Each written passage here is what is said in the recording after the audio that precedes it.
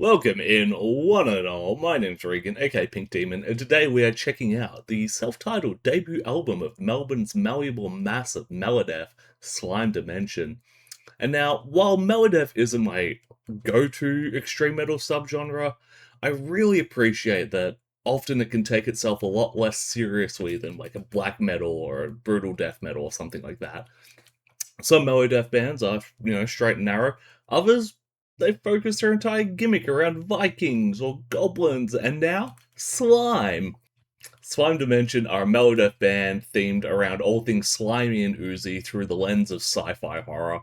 This musical melt movie features an all-star cast of some really great Australian bands that I love, like the Incanters, In Eden Slain, Amorium, and Vault Hill, who admittedly I don't know much about Vault Hill, but I asked an expert in the industry and they assured me they're on the same level as those other bands, so I trust him.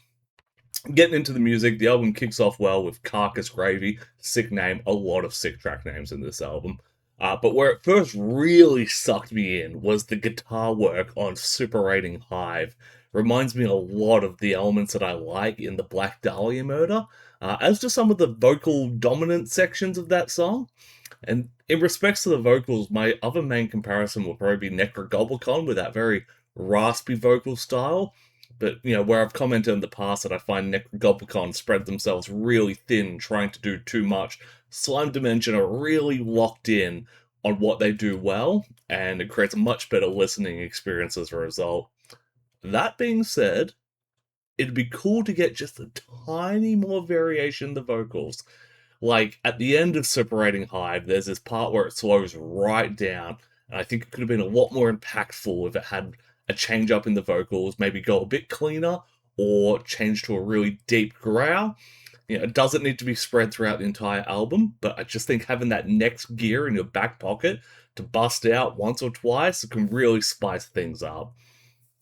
What I love about the vocals, though, is that when it gets really intense and the music drops the melodic elements, it edges into black and death metal, and you could probably cherry pick certain songs of this album and just straight up call them a black and death metal band. And I swear I saw them advertised as such somewhere, but I went looking for it, and everywhere online says they're Melodeath. But I swear I saw somewhere where they were advertised as a black and death metal band, and I feel crazy not being able to find it now. Still, though, I'm so used to Melodeath bands that are so clean and polished that they begin to flirt with power metal. It's really refreshing to have a Melodeath band that's so gritty that it flirts with black metal. And just as a small final note on the vocals, every now and then they throw in a little rolled R. Mwah! I can't roll my R's. I really wish I could. But that's what I'm talking about when I say just that little bit of spice. If you go check out the second single that's out now, Necrotic Solace, listen closely and you'll catch it. But yeah, just every now and then a little rolled R, and it kind of adds that almost wet gurgle to the album, which is thematically on point for Slime Dimension. Moving on through the album, Ineffable Ooze demonstrates a great control of mood that they use.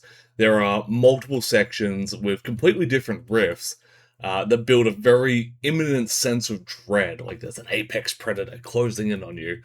And the rhythm section really power up here because it's that kind of mid-tempo, heavy thumping that creates a feeling of pace. Like the chase is on, there's something on your heels.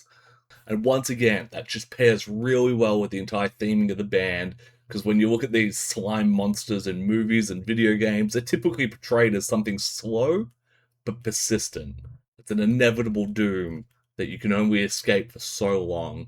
So to have that kind of feeling of constant chase throughout the album, I think really makes it feel like a slime monster movie. And this is why I bang on so much about making sure your music has a sense of direction, because here is a perfect example where we have instrumentals that feel like they're closing in on you, and then lyrics and theming about an inescapable monster, and where they meet, you've made magic. You've got a song that speaks its themes without even relying on the lyrics. You can just hear this and be like, yes, this is about slime. I can see the cover of the album is slimy, and I feel like something's chasing me. Probably a slime monster. That being said, the guitars aren't always serving the theme so heavily. They do sometimes just take the spotlight, take a chance to shine.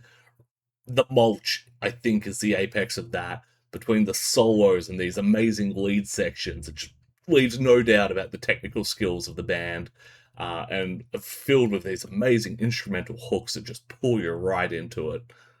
Similarly, on the final track, The Beyond, the guitars just sound huge.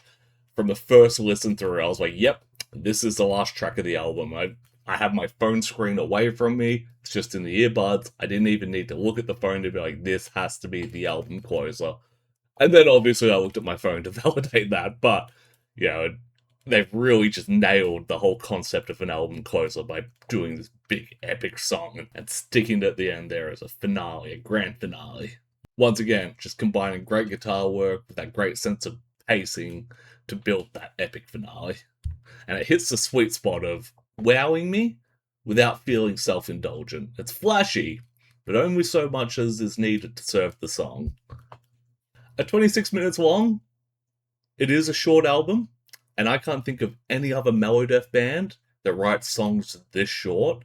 It's typically a genre of, I want to say, like 4 to 6 minute long songs. Not here.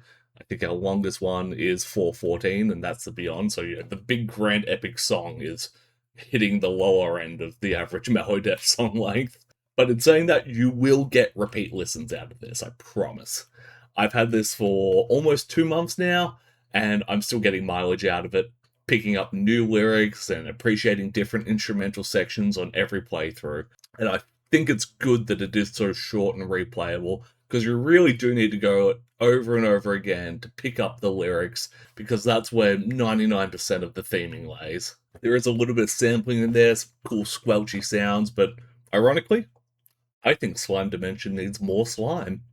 Throw in more of those squelchy sound bites. Sure, they turn my stomach a little bit, but I think it needs to be leaned into harder.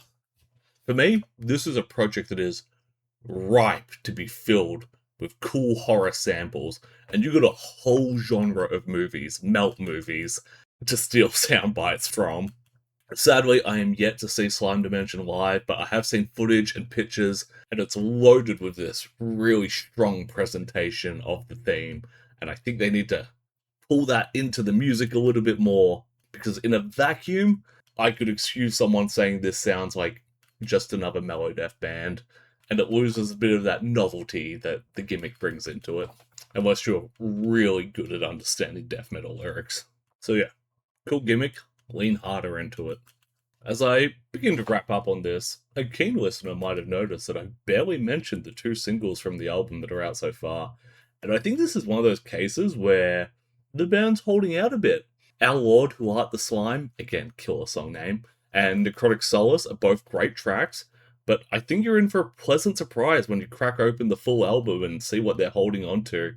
You gotta dive deep into that slime to find the goodies within.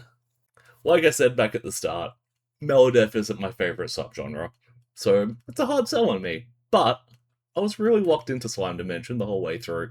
I think the shorter song lengths made it a lot more appealing to me as a not Melodeath fan. The songs are still really well written, and they never get boring.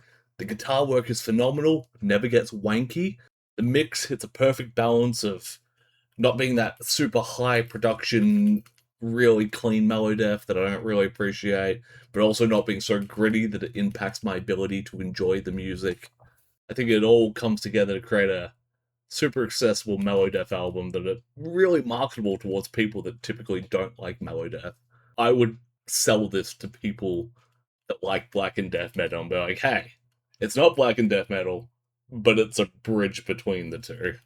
And it's a bridge you can cross on September 11th when the album drops.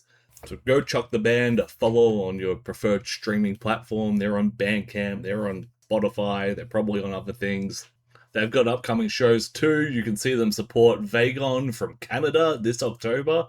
And chuck them a follow on socials, because I bet they'll probably announce an album launch show at some point as well. Big thanks to Slime Dimension for sending me an early copy of the album. Really appreciate it.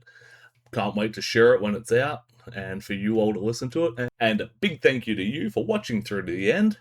Like, subscribe, follow, all that cool stuff if you haven't. and I will see you in the next one. And it will be within a week this time. Peace out.